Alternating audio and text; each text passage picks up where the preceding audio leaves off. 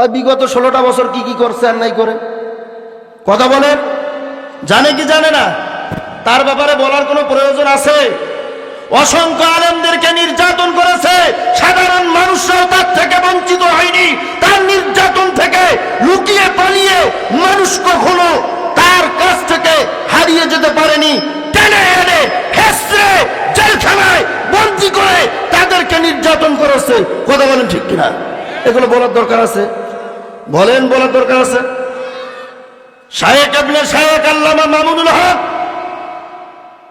তার মাদ্রাসাকে বন্ধ করে দেওয়ার জন্য যে ষড়যন্ত্র, যে জাল ফেলেছিল সে, যাতে করে তার মাদ্রাসাটা বন্ধ করে দেওয়া যায়। কারণ এই মাদ্রাসাটা হচ্ছে শায়েখ ইবনে শায়েখ অর্থাৎ আল্লামা মামুনুল হক সাহেবের বাবা আল্লামা আজিজুল হক সাহেবের মাদ্রাসা।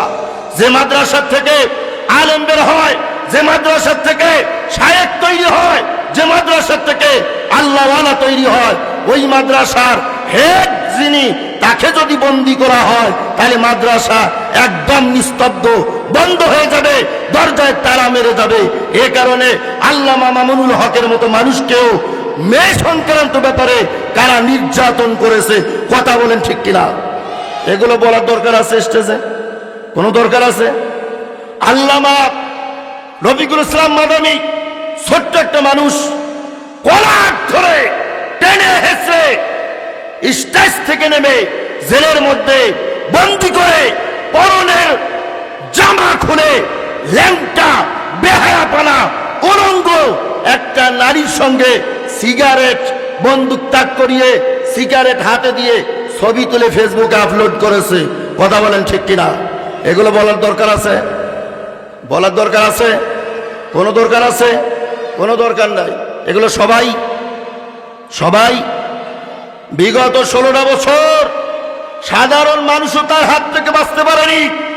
সে বলেছিল 41 সাল পর্যন্ত বাংলার জমিনে রাজ করব, কিন্তু মহান আল্লাহ রাব্বুল আলামিন খেলা দেখাইছেন। মাত্র 16টা বছরের মধ্যেই বাংলার জমিন থেকে বিদায়, হিন্দুস্তানের স্থান। কথা বলেন ঠিক কিনা? কথা বলে এগুলো বলার দরকার আছে? বলেন, বলার দরকার আছে?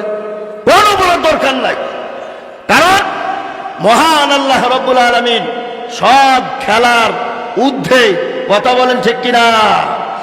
ওয়ামাকারু ওয়ামাকারাল্লাহ ওয়াল্লাহু খায়রুল মাকিরিন।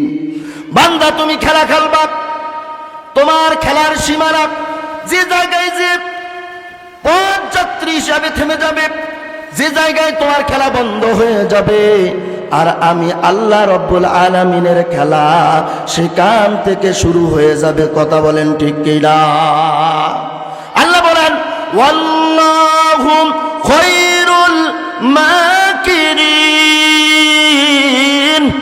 বান্দারে তোমার খেলা, তোমার ষড়যন্ত্র জাল যেখানে যে ছিঁড়ে যাওয়ার উপক্রম হবে, বান্দা আমি আল্লাহর জাল সেখান থেকে শুরু হয়ে যাবে। জোরে কন্না আল্লাহু আকবার।